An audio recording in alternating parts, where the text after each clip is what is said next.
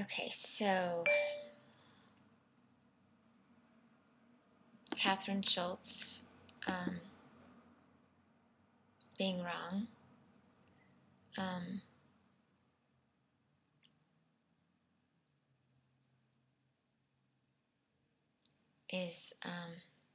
I was thinking through my head. I think through my head all the time when I'm talking. I wonder how annoying that is to people. I wish I could follow it better from outward appearances. But anyway, my thought train right then was, I started off saying, I'm reading Catherine Schultz as being wrong, and I was going to say how much it was speaking to me, and I don't know that I haven't read a book that hasn't spoken to me. So then I was thinking, so really the answers are everywhere.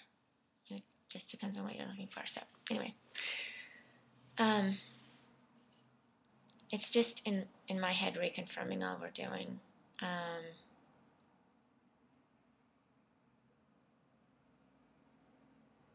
A lot of what I'm reading now is talking about being in defense mode, rather than acknowledging that you're wrong. We make up a lot of excuses.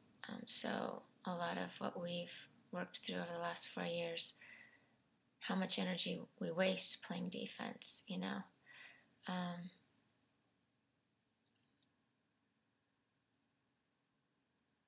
So a lot of, the story she's telling in the research has been really insightful, and just draws me back to, it seems like it's as simple as 2 conversations. Are we talking to ourselves? Are we having a conversation with ourselves? And are we having a conversation with others?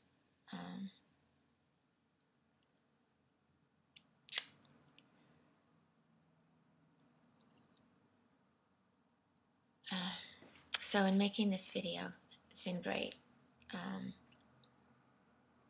It's been hell at times, but it's been great. And we've talked about this a lot in the lab. When you're trying to become yourself, or talk to yourself and figure out what the thing is that you can't not do, and be true to yourself and all this, but also be a part of a bigger us, or maybe even still just focused on, your networked individualism, and now that you get to pick and choose all these mentors, listening to all of them, and you do feel, like you're all over the place. So making a video and shipping it and getting all this feedback, love it, absolutely love it.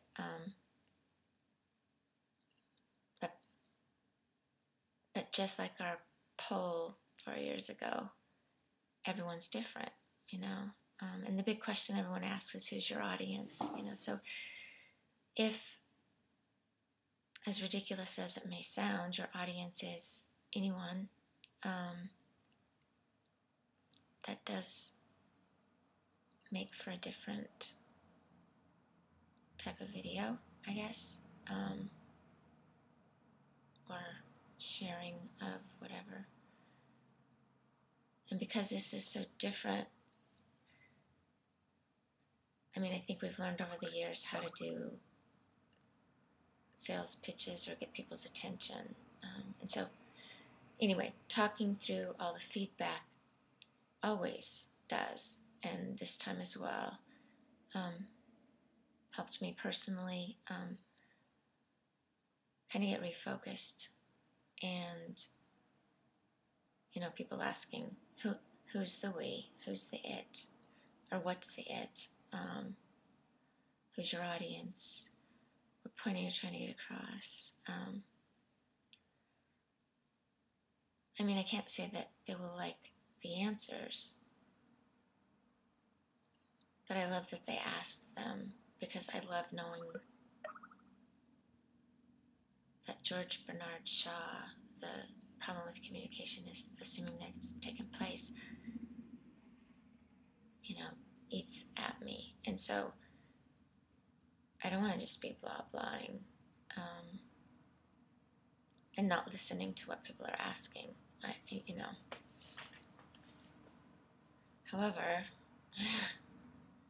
looking at myself, and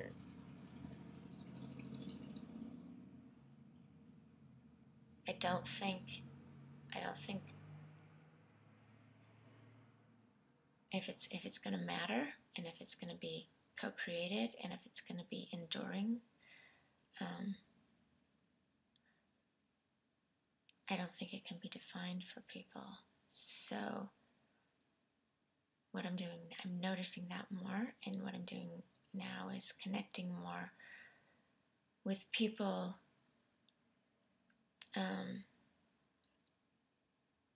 that see it that way as well, I guess is the best way to say it.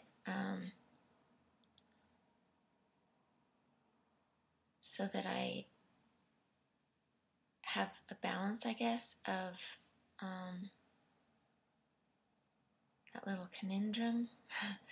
People wanting definition and wanting to be told what to do, when that's the essence of what we're trying to change, is that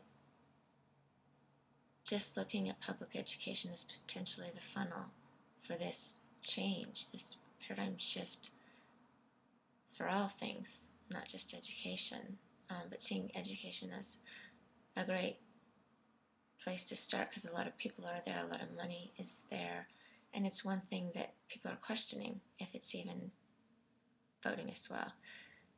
And because of the technology and all the things that we have, it really does need to change. So funneling it through that,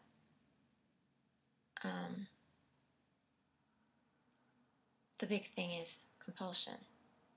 So I've been saying, question the publicly prescribed curriculum rather than getting better at delivering it. So if the compulsion is gone, or I guess I should say, if you're still trying to prove things, then that's really compulsory, If you have something to prove, to me there's compulsion there. So that's going to be the pickle that's what I'm finding the last couple of days, that people are going to struggle with, when actually that's the thing.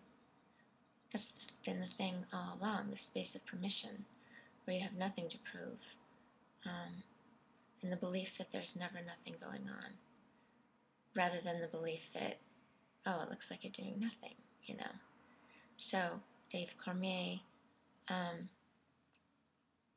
do we scale? If we do believe in rhizomatic learning, and we do believe in, stop measuring the learning, because now Catherine Schultz, it's really a belief. We can't really prove anything, so it's not about the knowledge, it's about a belief that we have at the moment, and we can't prove a belief. So we need to stop measuring all that, right? How does it scale? And now Dave echoes what Stephen DeViver kept telling me 4 years ago. The credential comes from the people around you. How are they doing?